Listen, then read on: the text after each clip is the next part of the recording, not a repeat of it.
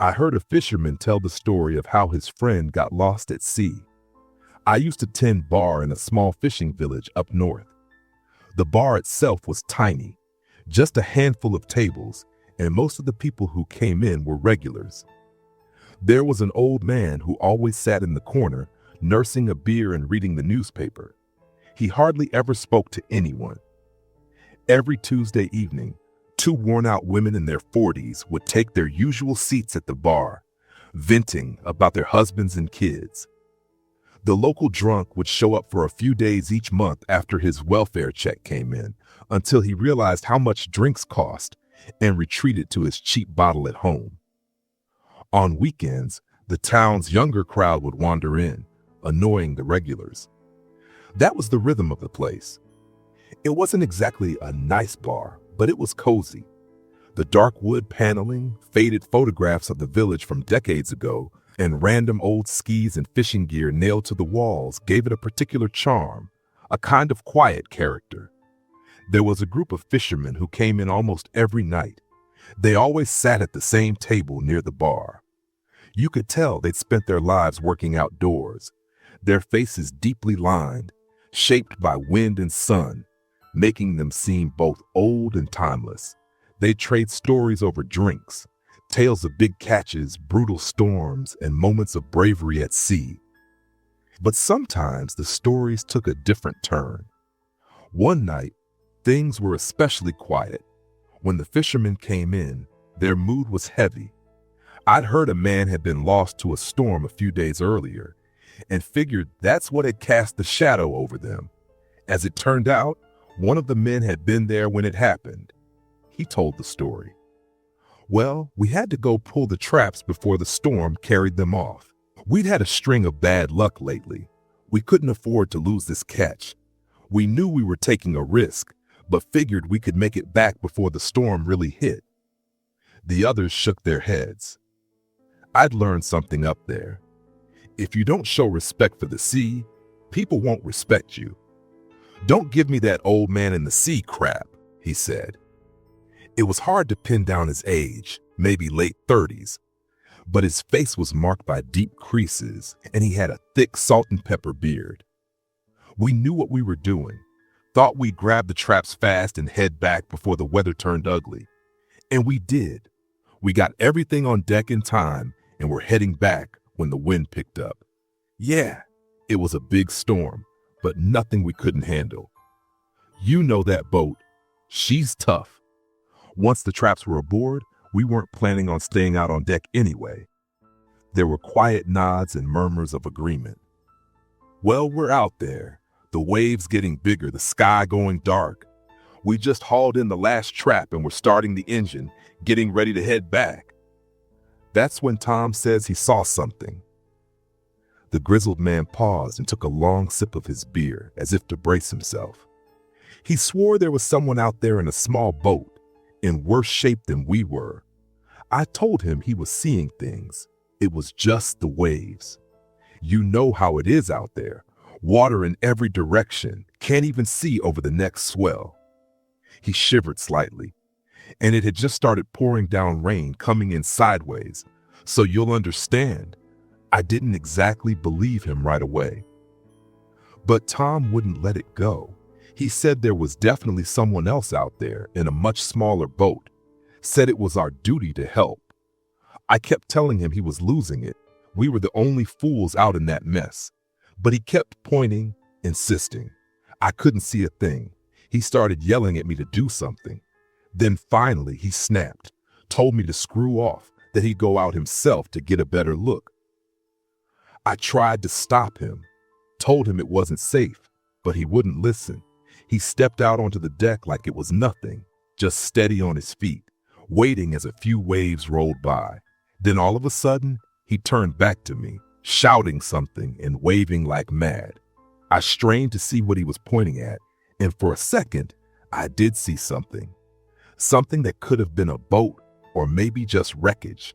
I couldn't tell. Then out of nowhere, this massive wave rose up and crashed right over the deck.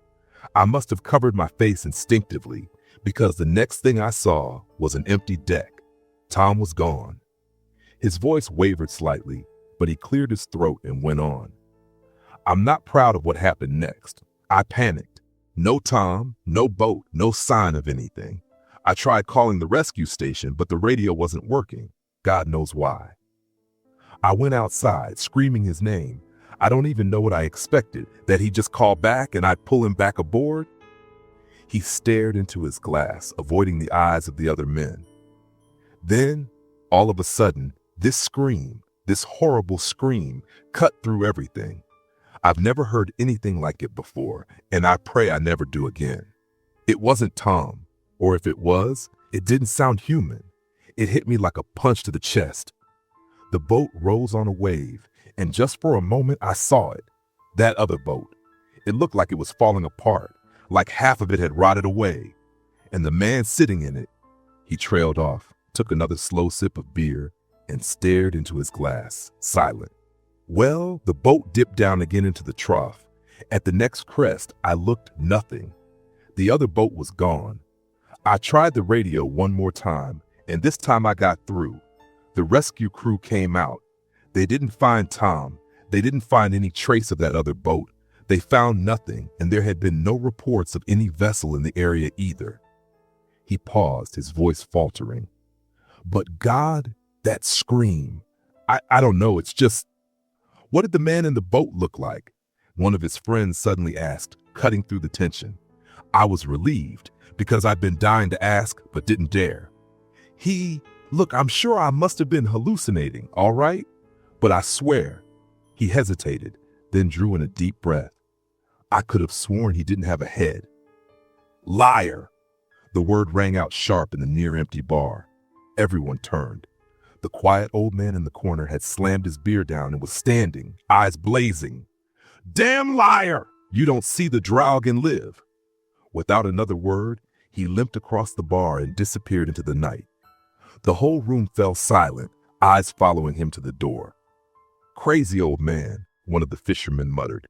The drow isn't real. Maybe he's not so crazy, the storyteller mumbled, eyes fixed on his glass. I mean, how else do you explain what I saw? Your mind was messing with you. You were scared, exhausted. Don't start with this supernatural stuff. But you know the story, he said, voice low. The half-boat, the missing head, the scream. He trailed off. No, you're right. I must have lost it. You've always been a bit nuts, someone joked half-heartedly. But this is next level. Come on, another chimed in. We all know that legend. Your brain just filled in the blanks with the scariest thing it could pull out of the vault. The scariest thing I could imagine out there was another rogue wave, not some undead sailor from a ghost story. His voice was tinged with desperation, but he was there. They kept talking after that, but quieter. Even the teasing had a nervous edge to it. Of course, I looked it up later. The Drog, a spirit of a dead sailor, cursed to roam the sea in a decaying half-boat, either headless or with a tangle of seaweed for a head, an omen of death. If you saw him, it meant your end was near. I couldn't help but wonder, how do people even know about him if no one who sees him survives? But I guess folklore was never known for being airtight. Still, it sent a chill down my spine. If the story hadn't come so close on the heels of his friend's death, I might have thought it was all just some elaborate Baroom scare tale. But I'd been there. I heard him tell it. I saw the look in his eyes. He wasn't putting on a show. I figured his buddy was probably right. It was just trauma and grief twisting his memories. But the next time the group came in, something had changed. They were quiet, hollow. Everyone knew the reason. The storyteller, the one who'd survived, was dead. Found drowned in his own bathtub. No note, nothing. People said it was guilt, that he couldn't live with what happened to Tom. But maybe the old man in the corner was right after all. Nobody sees the Draug and lives. Edit, that old man? He's actually the grandfather of one of my friends. Bit of a hermit. Kind of intense and more than a little scary, but definitely not a ghost. Some of you asked what he might know about the Draug. I'll try to reach out to him, though fair warning, he's never exactly been the chatty type. We'll see what happens. I heard a fisherman tell the story of how his friend got lost at sea, the old man's story. I gave my old friend a call and told him the story. He told me his grandfather used to share all kinds of eerie tales when he was a kid. Stories that basically boiled down to stay away from the ocean, the river, the forest, and the mountains. Or for the truly cautious, just hide under your bed and stay there forever. I was hesitant about reaching out to his grandfather. I remembered him as a gruff old man who barely spoke to me beyond what was necessary to order his drink. But my friend assured me otherwise. According to him, his grandfather loved telling stories. He just didn't have much patience for people who didn't bother to listen. Once he gets going, my friend said, you'll see, he's got a real talent for it. So I called him. So, you want to hear about the drought, huh? And you're putting this on the internet? Good, he said. Young folks these days don't have any respect for the old tales. They need to know what's out there, what to steer clear of. I quickly retold the story I'd overheard in the bar. I did that? He chuckled when I mentioned him shouting at the storyteller and storming out. Yelled at the boy and left? Ha! Sounds like me. I'm always in a foul mood after a bad storm. But you'll have to let the internet down gently. I'm no drog. I'm alive. I breathe. Others, though, not so lucky. I asked if he'd tell me what he knew about the drog. I'll tell you everything I know if you just shut your damn mouth and listen. So I shut my damn mouth, and I listened. You might not realize this, not growing up here, but we tell those old stories to our kids early on. In the forests and mountains, there are the underground people. You've heard of them? And in the ocean, well, that's where the drog lives. When I was young, I thought it was all just nonsense. Silly tales told by silly old folks to scare kids away from dangerous places. Keep them close to home. These days, no one takes the stories seriously. They've become fairy tales meant more to entertain than to warn. But they never really go away, do they? Those stories, they stay with you, buried in the back of your mind. And when you're out there alone, in the cold, in the dark, with nothing but the wind and waves, suddenly they don't seem so silly anymore. Oh, I've got stories, plenty of them. But you asked about the drought. Well, right after the war ended, I signed on with a whaling crew. I know, all you young, soft-hearted Nate lovers think whaling is some great evil. But back then, whaling was life. It kept this town going for generations. These days, everyone's out chasing those monster crabs. But back when I was a lad, we hunted whales.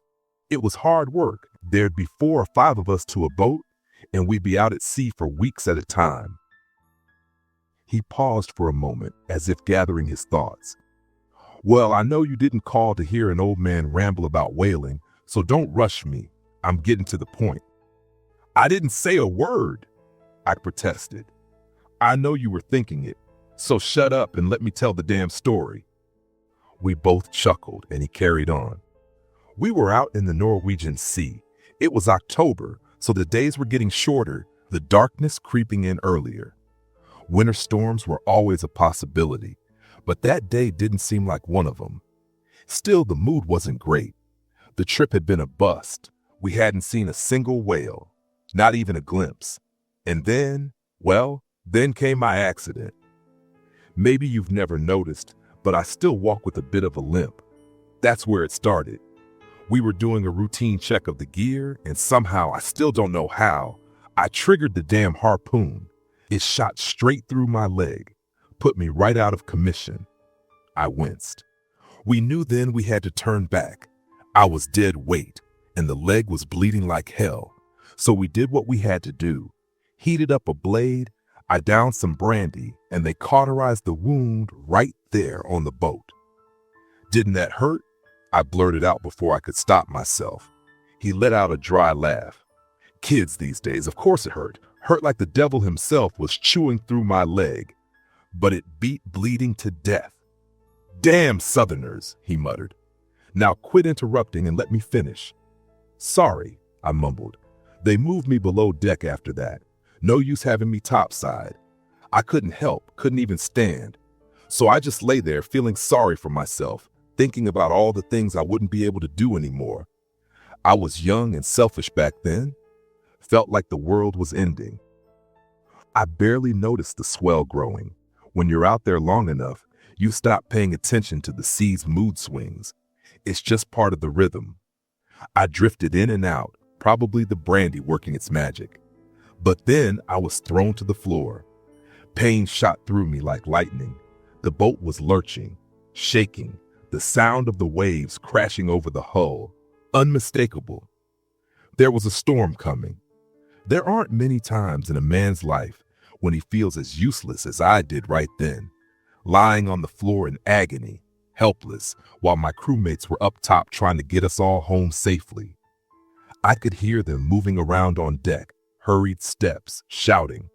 At first, I didn't understand what was going on until I heard one of them shout, "He's over there! We have to help him!" Someone was in trouble out there, some poor soul drifting or drowning. And my friends were trying to save him. Then came another voice shouting back, "There's nobody there! Get in here before you get swept overboard, you idiot!" I couldn't do anything. I couldn't even stand.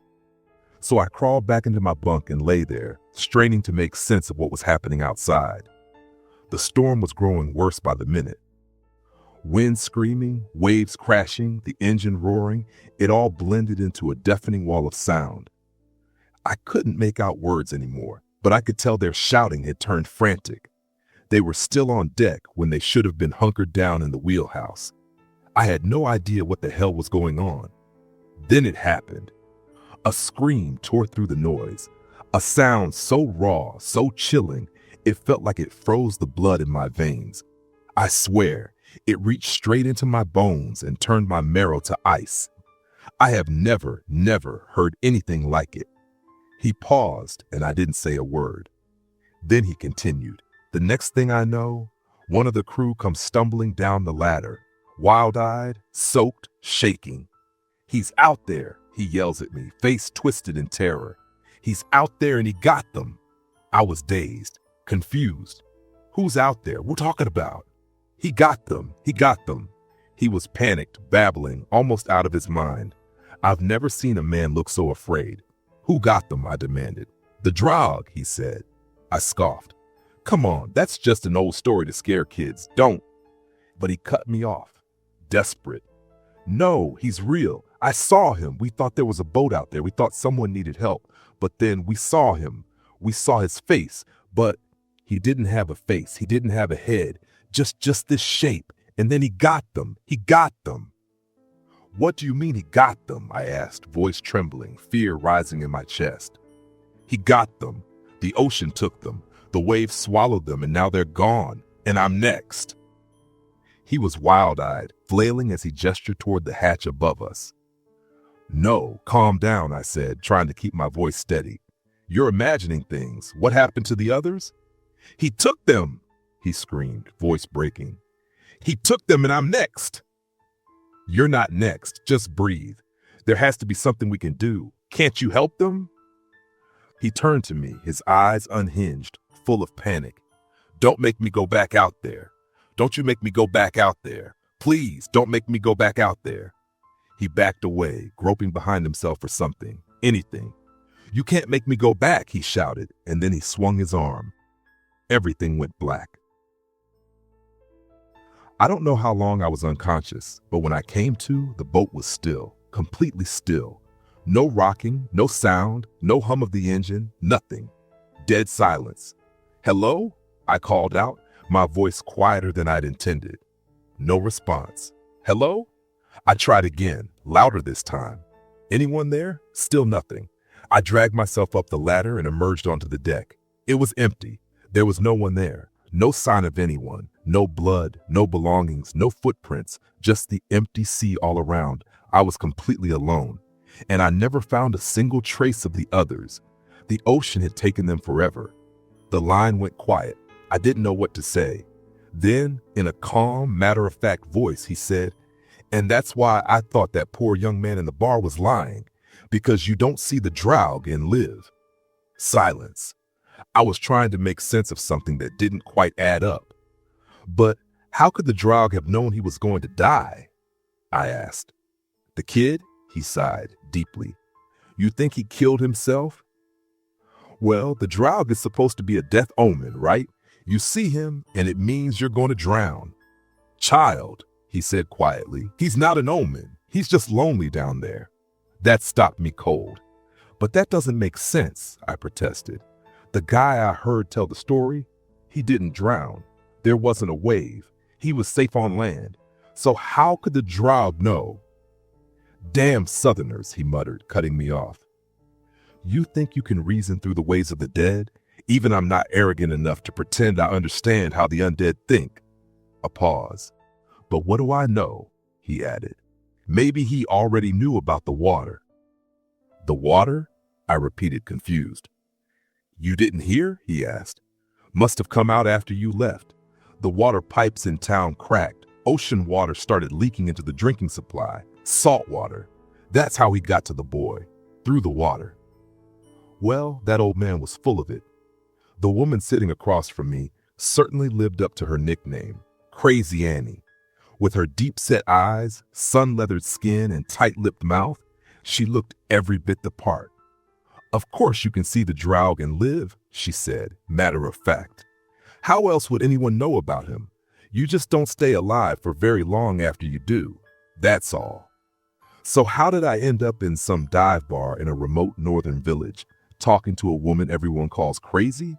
Fair question. After my boss fired me, kindly calling it an opportunity, I decided to take it as exactly that, a chance to head back up north and find out the truth for myself. I've been making my way along the cold, wet coast, stopping in sleepy towns and trying to get locals to open up. Most laughed off my questions. Some shared vague, half-remembered legends. A few told me about other strange things, creatures from the forest, ghosts from the mines, but none of it matched the stories I'd heard before. But now it's day 4, and I finally struck gold. I'm somewhere north of Bodo now, which for the Americans reading is even farther north than Fairbanks. I've nearly made it back to the village I used to live in, but I missed the last ferry, so I've had to hole up here for the night. I found a hostel near the shoreline, clearly built with summer tourists in mind, and then wandered into the local bar. The place was small and dimly lit. Smoking inside has been banned in Norway for over a decade, but the bar still carried that faint, stale smell of old tobacco. The tables were slightly sticky, the kind that cling to your sleeves if you lean too hard. The windows were small, and with the sun having dipped below the horizon at 3 p.m., let in no light anyway. A couple of older men sat at the bar, murmuring in hushed tones. A few tables were taken. I was easily the youngest person in the room. I approached the bartender and asked what kind of beer they had. He replied that they had one beer, and I better like it. Then he asked with a half smirk, "So, what's a pretty young girl like you doing here all alone?" as he handed me the glass. I gave him my usual line, a lie, but not a total one. I told him I was writing a book about the Draug. Hit a major case of writer's block, I added, so I've been traveling up the coast looking for inspiration. I ask everyone I meet if they've got stories about the Draug. Well, you're in luck. I couldn't tell if the bartender was being sincere or just sarcastic. The dialects up here always threw me off a bit. I'd grown up on the other side of the fjord, which helped, but the local variations were still tricky. We've got our very own Draug tale in this village, he said. Go talk to Crazy Annie over there. She's been trying to sell us some nonsense story about her husband and the Draug for years now. She lost it a little when he disappeared, but she's harmless. He nodded toward the back corner of the bar, and I spotted the woman he meant. I ordered her a whiskey neat, on his recommendation, and made my way over to her table. With a nervous smile, I sat down and tried to explain what I was doing. "So, you want to hear my story?" she said, her voice laced with suspicion. You gonna laugh at me like the rest of them? No, I really want to hear it. I'm trying to understand the stories about the Draug. She frowned, clearly unconvinced.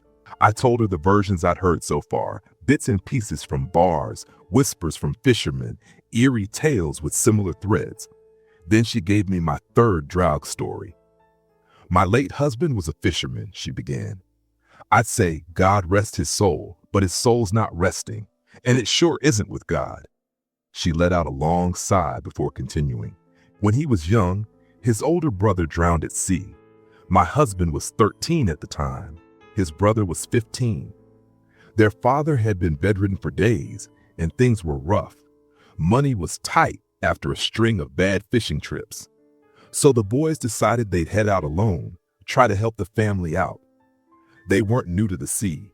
They'd been out with their father plenty of times.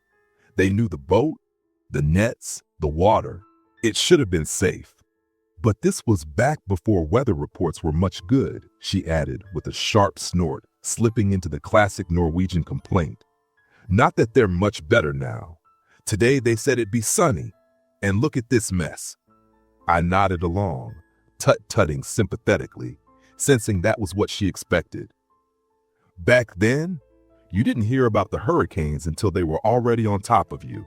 And that day, a hurricane hit. The boys might have noticed the signs. Any local would. But they decided to go farther out than usual, hoping to find a better catch. They went too far to get back in time. My husband never spoke much about that day, she said quietly, eyes distant. But I know the boat made it within sight of land before it capsized. How he made it to shore while his brother, older, stronger, and a better swimmer, didn't, I'll never understand. But something changed in him after that. It was like the sea took hold of him. He became obsessed. You knew him back then? Before you were married?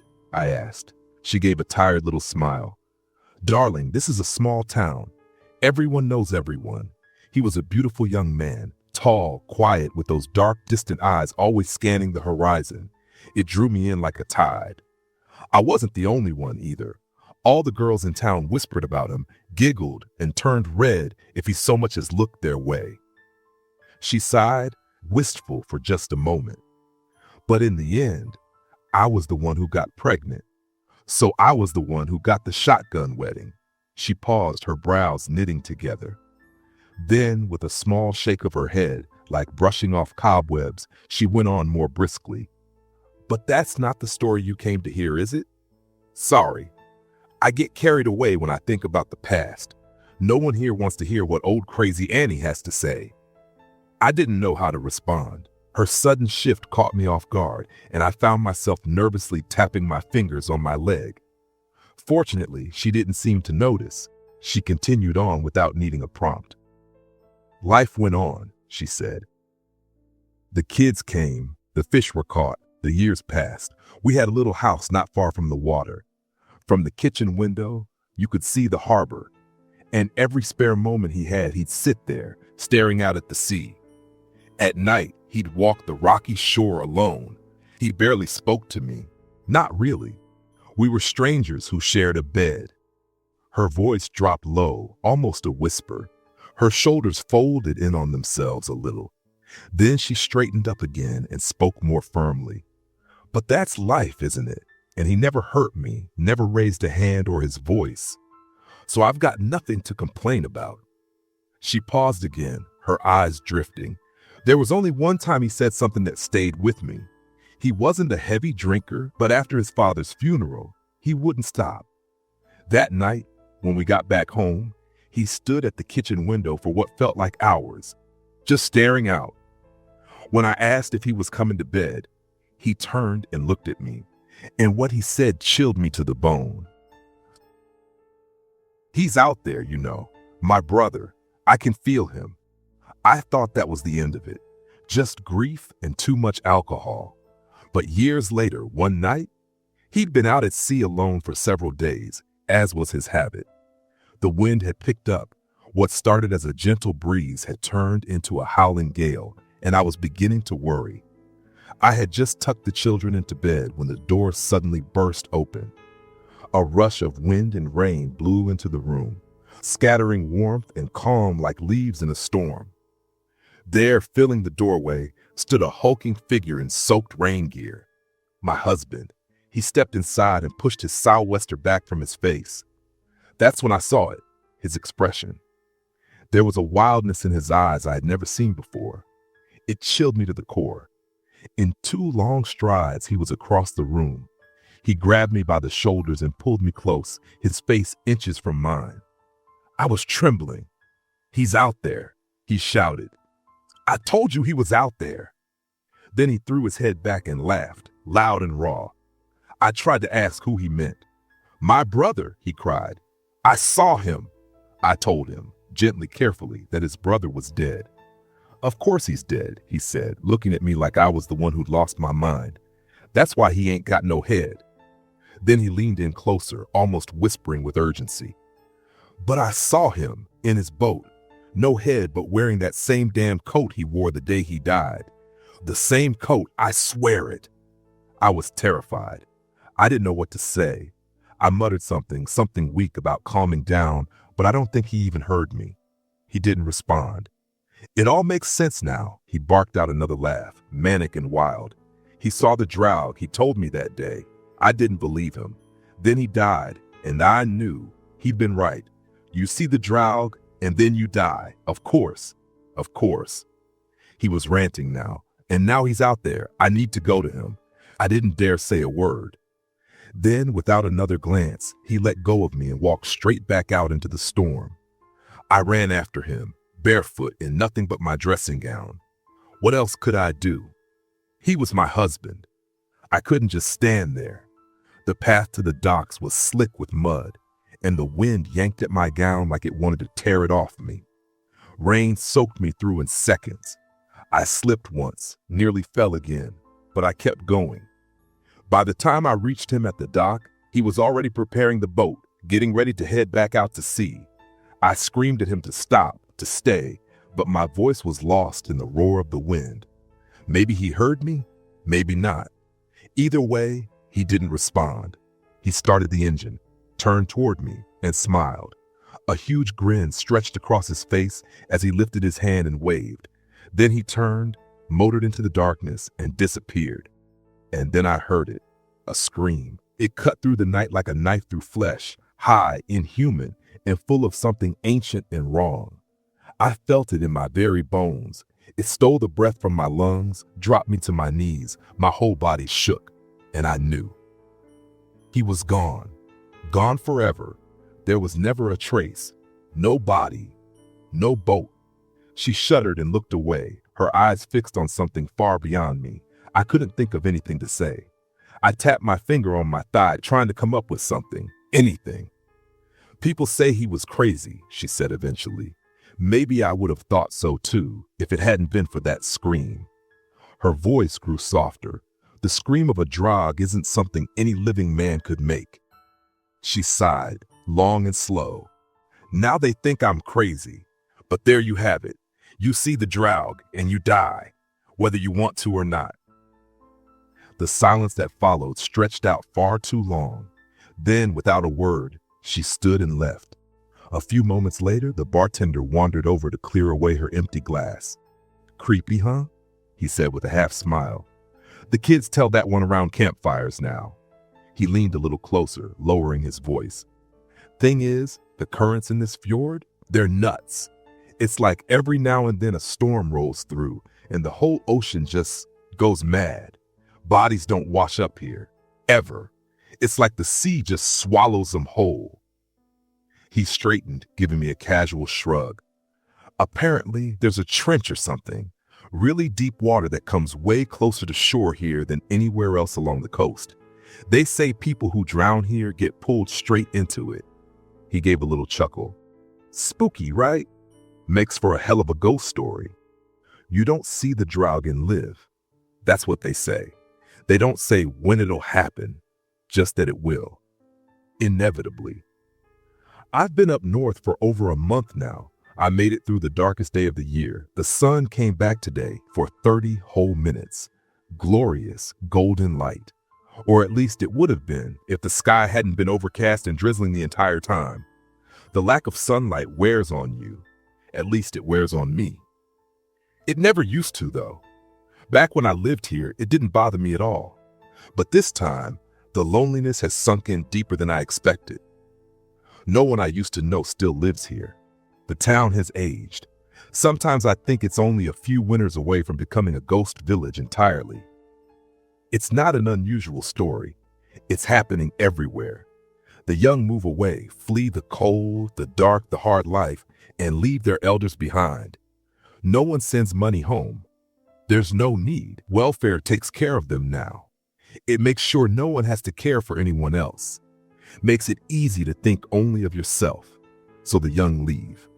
And I suppose I returned. Maybe I came looking for answers.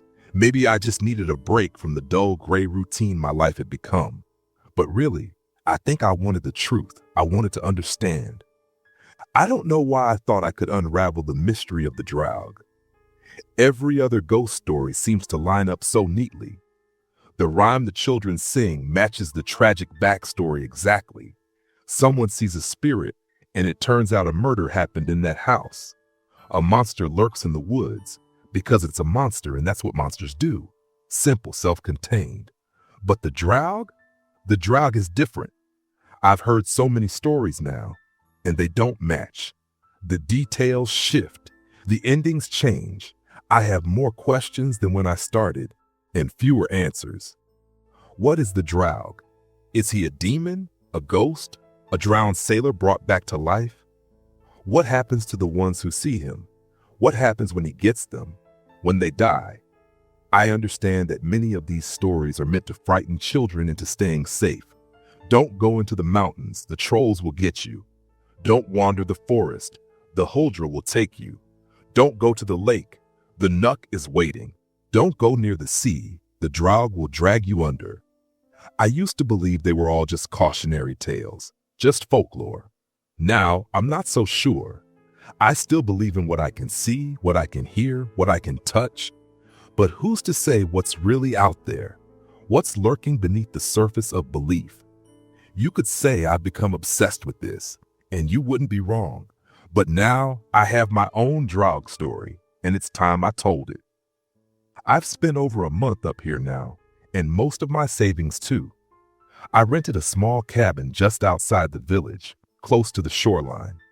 What I really wanted was company, but I knew I wasn't going to find that, so I settled for privacy instead. And I've been drinking. A lot. Talking to strangers in bars, letting alcohol pass for connection. That counts as company too, I guess. I've driven from village to village, chasing scraps of folklore, hoping to find more Draug stories, but there weren't many, and the ones I found didn't make much sense. So I drank more, asked fewer questions. Most nights I took to walking along the shore. The fjords, towering and silent, made for a dramatic backdrop to my gloom. As the days passed, I grew more reckless, venturing closer and closer to the waves. The ocean has always had that effect on me, a kind of pull. I spent a bleak, whiskey-soaked Christmas Eve alone in my cabin. Nothing was open, of course. No bars, no restaurants. Goddamn Puritan streaks, even up here. After Christmas, the storms rolled in, one after the other. The wind reached a peak a few days before New Year's, the kind of storm where any sensible person would stay indoors. But I didn't. That evening, I went to the water. I told myself I wanted to see nature in all its fury, but if I'm being honest, I'd mostly stopped caring. And nature was spectacular. I made my way to my usual spot, a narrow strip of jagged rock that jutted far out into the sea. It was just high enough to keep me mostly dry, even when the tide came in, usually a safe distance from the waves. But that night, the ocean boiled. The waves crashed, towering and furious, pounding the shore like they wanted to rip the land apart. I'd never seen them so high. The gale nearly knocked me over. I had to plant my feet wide, brace myself just to stay upright. I knew I was too close. Only a few meters separated me from the chaos. All it would take was one massive wave and I'd be gone. And for the first time in weeks, I felt something. Fear. Real, sharp, skin-prickling fear. And I still didn't move. I just stood there, alone. Some ominous undercurrent swirled in my chest as the wind lashed at my face. Rain mixed with sea spray slapped against my skin, stinging like needles. I could taste the salt on my lips, the foam blown from wave crests by the storm. It was only a few degrees above freezing. The wind made the wet feel even colder. And yet in the roar of the sea, the scream of the wind in my ears, the way my heart pounded, I felt alive. More alive than I had in weeks. I don't know how long I had been standing there when I heard it. The scream, I knew it instantly, from the stories, from the descriptions. Even through the deafening roar of the wind and waves, I felt it. Not just in my ears, but in my body, through my skin, deep into my bones, into the very marrow. It was like 1,000 nails dragged across a blackboard, the shrieks of tortured pigs, the wails of feral cats in heat, all layered over one another. It was unbearable. Like ants crawling into my ears, burrowing into my brain, chewing their way through everything I was. It overwhelmed me with a fear unlike anything I've ever felt. Something raw, primal. Then, suddenly, everything went quiet, utterly, impossibly silent. The wind stopped. The waves no longer roared but lapped gently at the rocks beneath my feet. They still rose and fell but soundlessly, as if the world itself were holding its breath. And then I saw him, far out on the water, maybe 100 meters away, maybe closer, riding a wave taller than the rest, an apparition, a headless man in half a boat. I couldn't look away. My eyes locked onto the space where his head should have been, and somehow, impossibly, I felt him looking back, staring straight into my soul. I froze, and then he was gone, and the world slammed back into motion. Sound returned in a rush as a massive wave, larger than any before, came crashing down on me. It hit the rocks with thunderous force, knocking my legs out from under me. I landed hard, scraping against the wet stone, the water dragging at me with brutal strength. I clawed at the rock like a cornered animal. My fingers were numb, the surface too slick, too cold. But then, miraculously, my hand found a crack, just big enough to grip. I held on. My feet flailed, then found traction. The wave began to retreat. I was just starting to rise when the next one hit, second in the set. It crashed over me with terrifying power. I held tight, teeth clenched, every muscle screaming. The water withdrew again. I scrambled higher, dragging myself up the slick rock. But I wasn't safe yet. The third wave was coming. I knew what every ocean goer knows. The last wave of the set is always the largest. I had to move. I had to get out, now. You see the drowg, and you die. The words echoed in my mind, an unwelcome whisper threading through the chaos. You're drowning. No, I shouted into the storm, and with every ounce of strength I had left, I pulled myself higher. I crawled, on hands and knees, like a child, like a dog, like something desperate and feral, driven purely by instinct, by raw animal terror. The next wave barely kissed the soles of my shoes. I got to my feet and ran. Scrambling up the slick rock toward higher ground, I looked back, just in time to see the final wave crashing down on the spot I just left. There would have been no surviving that, but I did. I escaped. I ran all the way back to the cabin, flung open the door, and collapsed onto the floor, cold, soaked, trembling. I woke the next morning in the same clothes, still drenched and shivering. For a few blessed seconds, I was dazed. I didn't remember. My brain hadn't caught up yet. Then I looked down. My hands were stiff, covered in dried blood and grit, and it all came rushing back. My death sentence. You see the drowg and you die. Sure, I've heard stories, tales where someone outsmarts the drowg or escapes him through some act of courage, but I don't believe them. Not anymore. What I saw out there, that thing, can't be fought. No more than you could fight the ocean. No more than you could fight the wind. It's been a week now. The not knowing is what eats away at me. Not if, but when. I haven't showered. I can't bear the thought of water touching my skin. I didn't drink anything for the first few days. But thirst is a brutal master. I realized that if I didn't give in, I died long before the drought came for me. Now I sip carefully, sparingly, still afraid. I haven't left the cabin. The ocean is just beyond the window, always there, watching, waiting. I can feel its presence, its pressure, staring at me, though it has no eyes. Just like the drought. And lately, it's been pulling at me. The dark water changes a little every day. There's something almost inviting about it now. Maybe I wouldn't be so alone down there. Maybe I wouldn't be so cold. Maybe I could stop hating myself. The ocean would wrap around me like a blanket. Dark, soft. I'm writing this now because I've made a decision. I'm done hiding, done running. There's no dignity in fear, and no use in pretending I can escape what's already decided. The only thing I still get to choose is when. And I think now is as good a time as any.